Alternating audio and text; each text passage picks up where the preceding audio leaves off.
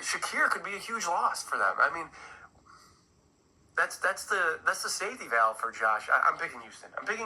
I'm just doing it. I'm ending this video. I'm picking Houston close. 23-21. Houston over Bills. Ugh. That's probably the closest I've ever been. I don't really keep track of it. I know I've never gotten one exactly right, or I would be sure to tell you. But that's probably the closest I've ever been in however many years I've been doing this now. There's so many storylines that I better just jump into this. There's just so many storylines over the past couple of weeks. There's the Bills having dropped the last 2 games. The Bills, everybody eats philosophy on offense. The Bills handling of the end of the game in terms of strategy. The Bills involved in Devontae Adams trade talks or trade talks in general. The Jets firing their head coach. I mean, let's just get into it. We have to recap the Houston game, of course. It was just ugly. And where do I start with all those storylines I just mentioned? I guess with the everybody eats philosophy. That is a slogan. Everybody eats. That's like marketing. That's no different than any commercial you might see. It's the Bills trying to sell that, maybe to their players a little bit, but they've said it out loud in the media. So now it is like a thing amongst the fans. And you certainly open yourselves to ridicule when that's not working well. And that has really stopped working over the past 2 weeks. So that's where you're seeing people joking, mostly on social media, like, oh, nobody eats and everybody starves and whatnot. It's just the thing about everybody eats is that, like, if that's your philosophy, then just because you're down Khalil Shakir doesn't mean that you should just look totally helpless on offense. The Bills were helpless. Make no mistake, the Bills were helpless on offense on Sunday against Houston. They looked relatively helpless against Baltimore as well. Josh went 9 of 30. That's just crazy to say out loud. It's crazy, like, type it out to your friends, like, via text message and stuff, too. 9 of 30. He had no one to go to on the outside. They kept trying to force passes, I felt like. I don't know, force, but, like, I felt like a lot of the routes were to the outside when, you know, your guy in the middle, that's Shakir, he's missing. But you should be able to do this with the Dalton Kincaids and the Dawson Knox, so you get him involved as well.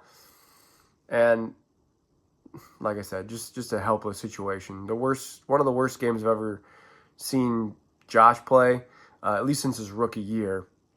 And I think it's reasonable to ask him to elevate his play a little bit when you're missing a guy like Shakir. Or it's like, hey, we're down a little bit today. We need you to raise the level of your play. I think that's reasonable to ask him.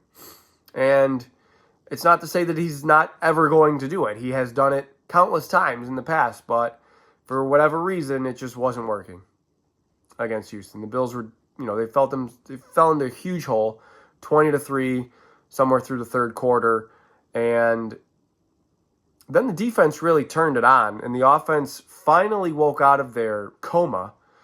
I honestly give credit to the defense. Early on, it was kind of ugly. I felt like they didn't really get a ton of third down stops. Houston was 8 of 16 on third down, but it felt like there were some big ones. Just like, 3rd and 9 or 3rd and 11, and you're letting them get first downs. There was 1 or 2 to Diggs, of course. There's one to Dalton Schultz that comes to memory. And I think in the second half at least, Houston ended up not scoring on some of these drives, but it just made the lift that much heavier because they're taking time off the clock. And clearly, with the way the game ended, the Bills could have used some time. But other than the one play that Cole Bishop looked like he made a mistake on, the deep touchdown to Collins, and I'm just going to assume that was Cole Bishop because right away, Rasul Douglas turned to Cole Bishop and was like, what are you doing? It just looked like he had to say, hey, man, what just happened there? And so I'm going to assume that Cole Bishop made one mistake there. And other than that, the Bills' defense allowed 16 points. I know that it all matters. Of course it all matters. But I thought they played pretty well considering. But when the offense is completing 9 passes and 3 of 14 on third downs, and the Texans eventually knew that the Bills could really only run the ball. The Bills started off running the ball pretty well with James Cook, but eventually the Texans were like, okay, well, let's just dare them to throw because these guys aren't getting open on Lassiter and Stingley, and they weren't. The only Bills deep touchdown, I guess, the 4th down conversion to Coleman, who makes a nice move on Lassiter, who kind of like slips and falls and then takes it up the sideline for a touchdown. Nice play. Love to see that. But can we get somebody winning underneath besides Shakir? I don't care who that is. I really don't care who that is. But like maybe Coleman can do that. I know he had one mistake himself where he got hit in the back of the head on a slant route. He must have missed the hot read from Allen. I don't really know what happened. I'm just going to assume that happened because he's a rookie. He just wasn't looking for it. And he has inside position. He has inside leverage on the corner. That's pretty basic. You just quick hitter slant, easy yards. Need those. Everybody needs to elevate their game. Everybody needs to elevate it.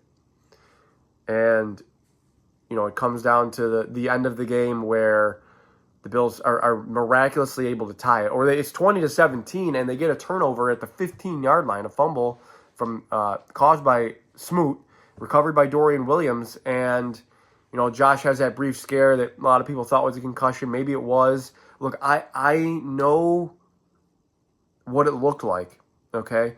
But there are unaffiliated, it's called unaffiliated neuroconsultant or something like that, the UNC. They are from the area, okay? That is somebody that is assigned to the game from the area of the game. So the UNC on the sideline with Josh Allen is from Houston or lives in Houston, works out of Houston. He has no affiliation to the Bills. He has to sign off on that. So I'm going to assume, even though people are like, wow, they just gave Josh Allen a smelling salt, he went back out there. Total failure of the procedure. I'm going to assume, just because I know that how these, not fully process how these UNCs work, but it had to go through him or her. So I'm just going to assume that he doesn't have a concussion. But Allen comes in after the one handoff to, I believe it was to Cook, for no gain. And they gained no yards. They gained no yards off the turnover, and they just tied the game up at 20. And then, much to their credit, I guess much to Houston's credit, it just became a battle of who wants to lose this game more at the end. Because Houston has all their timeouts. This is when they still have the ball. And they're at like the 39. I thought they were, it seems weird that you're going to just hand this off. You're just content to kick the 57-yarder or 55-yarder. And Fairbairn's nails, okay? I was watching with my buddies that I'm watching it with. In the first quarter, they might have attempted a field goal or something. I'm like, dude, Fairbairn's nails. He can make these from the parking lot. And it ended up coming down to that. So there was, at the end of the game, there's no doubt in my mind it was going in. Absolutely no doubt. There was that brief moment where it hooked left but came back. Don't really understand how physics works like that, but whatever. I had no doubt in my mind he was going to make it. There was no doubt in my mind he was going to make it from 57, if I'm being honest, or wherever they were. But for some reason, they throw. You have all your timeouts. You could just hand this off. Maybe you gain nothing. Maybe you gain 3 yards. And then you run it all the way down because the Bills can't stop the clock, and you kick it with 3 seconds left. Throwing there is so inexplicable. I was like, oh my God, thank you. Thank you, D'Amico Ryans, or thank you, Bobby Slowick, whoever called that play. Appreciate that so much. And they end up punting. They take the intentional grounding, and they end up punting. And, you're praying it goes into the end zone, but it doesn't. Much to their credit, they were able to down it inside the 5, and that's when, we can debate this really all day. We really could. I get why you might want to go for that. Your offense hasn't been good. Maybe you can just kind of, it's just play the odds there. That's my opinion. Play the odds. I know you have Josh Allen, but I don't know. If you look back at the Philly game last year, the Bills, I think, had 2 timeouts in 20 seconds and the ball at the 25, and they knelt on it. And they ended up losing that game in overtime. But with 32 seconds and no timeouts at your own 5 or 3 or wherever you were, you're gonna throw?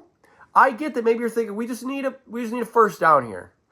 I agree. You need a first down here because Houston still has all their timeouts. You're going to kick it back to them in all likelihood if you just hand it off 3 times. But I would hand it off on first down and then talk about what I wanted to do.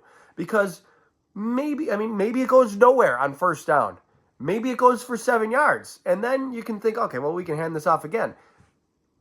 Just hand it off and talk about it. The odds that you're going to move the ball 60 yards in 30 seconds with no timeouts, it's just stacked up against you. I didn't love it. You can clearly tell I didn't love it. I think at that point, you're just like, we got to survive and get to overtime. And they didn't do that. And then even after they punted, and Robert Woods, of all people, returns it to like the 45 or something, I think Fairbairn honestly could have made it from there. Felt like it. But the Bills, then they played 2 safeties deep. Maybe you want to play 1 safety deep in case they try a shot or something. But it seemed pretty obvious that Houston was just going to try to gain 5 yards and get down. And the Bills were stacked there in the middle there, but I just don't understand why you even have the safeties out there. And they end up, getting that dump off to the running back and kicking the game-winning field goal. And, pain. Fortunately, you're in the AFC East, and Miami is struggling without Tua. New England looks pretty dead, and the Jets are now desperate. So let's move on to that. Actually, before we do that, let's hit the middle thing here, which I referenced earlier, and that is like the Davante Adams trade rumors. Because the Bills clearly had issues with receivers getting open on Sunday. They've had issues with it the last couple of weeks. It seems like teams are just going to dare them now to I have no respect for your receivers. That's how it feels. They're just going to say, we have no respect for these guys. We're just going to force everything to the outside and make these guys get open. That's probably what your life is going to be like until the Bills battle back and show that they can, scheme something. Again, that could be anything. Could even be Curtis Samuel, I didn't even mention. It might be never for Curtis Samuel. But, why was Curtis Samuel better off last year with Sam Howell than he is with Josh Allen? Like, that doesn't make sense to me. There's an issue there. There's a rooted issue, and we need to figure out what it is. But I wouldn't blame the Bills for jumping into trade talks. That Davante Adams is the big fish out there, and obviously I think the Bills should research that because he's Davante Adams. You can hit me with the everybody eats and we love the group and unselfishness and whatnot, but he's Davante Adams. Now, obviously, I know that he, just based on his personality and things, he really just likes to play with Aaron Rodgers and Derek Carr as friends. It's all he's done his whole career, really. And he became miserable once it's Gardner Minshew and, Aiden O'Connell. And it was even supposed to be Jimmy Garoppolo at first. But it ended up not happening. It did end up happening. That was a little bit last year. Like, there was the Monday night game where he, was spiking his helmet on the sidelines and stuff. So I understand why he would want to get back to somebody that he's, more comfortable with. But maybe you can twist his arm into Josh Allen. I still think if it comes down to a situation where the Raiders approach him and they want to be cordial with him and they're like, hey, we have an offer from the Jets and from the Bills. Like, what do you think? And he's going to pick the Jets. But they just fired their coach. Derek Carr's out for probably a couple weeks, although Davante Adams might be out a week or two still as well with a hamstring injury. I would still do it. Whether you have to do like a conditional pick or something, like they say, the reports are that they want a second round pick for him. I would probably do that, or I would offer like a third or something. And this is just me hypothetically, Greg the GM, like a conditional third. Like if we make the Super Bowl, this is the second, because then it's worth it. Then who cares? Or if he's on our team week 1 next year, I guess you can't really do that, because then it would have to be the pick or the year after because the draft is in between. I don't know. I'm spitballing here. I could see them pivoting to a player like Deontay Johnson as well, just with their familiarity with the people in Carolina. And I could see that happening because Carolina is probably going to trade him seems like it. I believe he's just on a 1-year deal, right? And I don't know if they're going anywhere necessarily, so maybe they'll just try to get something for him. But again, yes, you get Devontae Adams in the building if you can do it, especially if it means keeping away from your competitors, especially in the division. And I would love to get him in a room with like Shakir and Coleman, because short area separation is Devontae Adams' bread and butter. He's the best, I think, in the league at it, short area separation. Footwork is insane. Yes, let Keon Coleman see how that works. He might not have the talent. Eventually, there has to be the talent to get that type of thing done, but I would love to have them in the same room. Excuse me. Okay, we got to talk about the Jets. We're really far into the video here and still haven't talked about the Jets. So, yeah, they fired their coach. They fired Robert Saleh. I think that we could all kind of see that coming. I don't think anybody thought it was necessarily going to be this soon. But Robert Saleh apparently didn't see it coming. But, I mean, they've been pretty bad the past couple weeks. They were kind of embarrassed by Minnesota in London. The game ended up being pretty close, but Minnesota was firmly in control most of the way, and the Jets basically just had a chance at the end of the game. That's kind of how the Bills were. You know, the Bills' problems weren't going to go away if they ended up stealing that game late. And the Jets' problems really aren't going to go away. Say hello. This is Louie. The Jets' problems really aren't going to go away if they had ended up stealing that game as well. They got beat at home by Denver the week before, by Bo Nix. They've really been not good, other than the one Thursday night game against New England.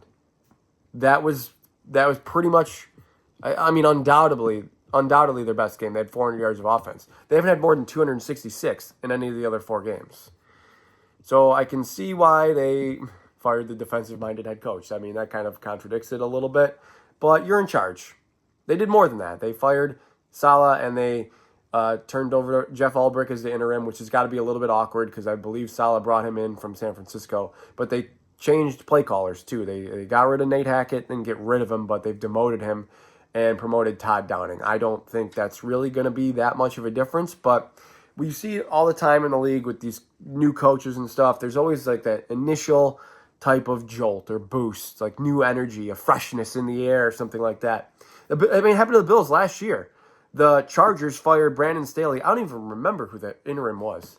But they started Easton Stick on Saturday Night Football in L.A. against the Bills, and the Bills struggled. The Bills survived that game, 24-22. And I could see that happening. The Jets have been a tough matchup for the Bills anyway. The Jets always play the Bills, or at least recently have played the Bills very tough. They have outstanding corners. The Bills receivers can't get open. The Bills are dealing with injuries of their own. Not only Khalil Shakir, but also James Cook looks highly, highly questionable. So are you dealing with like a Ty Johnson revenge game against the Jets? Is that where you want to take this? Ed Oliver looks like he's probably going to be out another week. That's a loss in the middle. And if I were the Jets, you haven't gotten Breece Hall going really at all. He's been terrible the past 2 weeks, most of the season, but especially the past 2 weeks. He can't get anything going. He's averaging 3 yards a carry on the season, 3.0. So, a lot of teams are running on the Bills lately, too. Not really Houston, I guess. Houston hasn't done it. But, I mean, I guess I'm just having flashbacks to the Baltimore game there. But, yeah, every time Houston handed the ball off, I was like, thank you, thank you, thank you. Whatever was keeping the ball out of Stroud's hands. Anyway, I go back to how I would kind of game plan for this if I'm the Jets. Like, that would be my thing. Okay, we have a new play caller. Here's what we need to get done. We need to get Breece Hall going. That's our home run hitter. I know that, Rodgers is basically just supposed to bring stability to this offense. But Breece Hall is our home run hitter. Garrett Wilson's our best receiver. And he's still very good. But, I mean, it took him 23 targets to get to 100 yards last week and finally score a touchdown. 23 targets. They can get him the ball a lot, but like it wasn't really. Minnesota was like, okay, just keep throwing to him. That's fine. It nearly came back to bite him, but again, it wouldn't have erased the issues that the Jets were facing. It would have just been like stealing a game, just how the Bills would have been if they had gotten out of that game against Houston with a win. So I'm nervous for how the Bills are going to look on Monday. Absolutely. I understand it's not just the injuries. It's just, I mean, it partly is. It's the injuries. It's the way they've looked the past couple weeks. Maybe to a certain extent, the lack of faith in the receivers getting open, and that frustrating the offense as a whole, but especially Josh, of course. And it's just, is this a perfect storm? Is the adversity going to continue? I talked about last week, I think the adversity is going to hit the Bills early, and they're going to lose both of these games. And I picked them to lose both. But in my mind, I was always like, though, I think they'll get right back on track against the Jets. I'm a little nervous again. It's the combination, like I said, of the injuries and the way the offense has looked the past couple of weeks with this fake, it could be fake, this fake jolt of energy that you get with a new head coach, and maybe a bit of a change in philosophy on offense. Although Todd Downing was the play caller in Tennessee, and they were bad. But the Jets are they're the dead last in the league in running the football, dead last. And I just have this feeling that they're going to try that with Breece Hall this week. I remember back in the opener last year, Breece Hall breaking out a few long runs against the Bills, and I'm nervous. I'm nervous about that. And I'm going to the game. I'll be there. I'm actually going to Sunday Night Football, Bengals at Giants, just to, check it out. Then Bills at Jets on Monday night. Hitting 2 games in 2 days. Looking forward to it. I'm going to pick the Bills.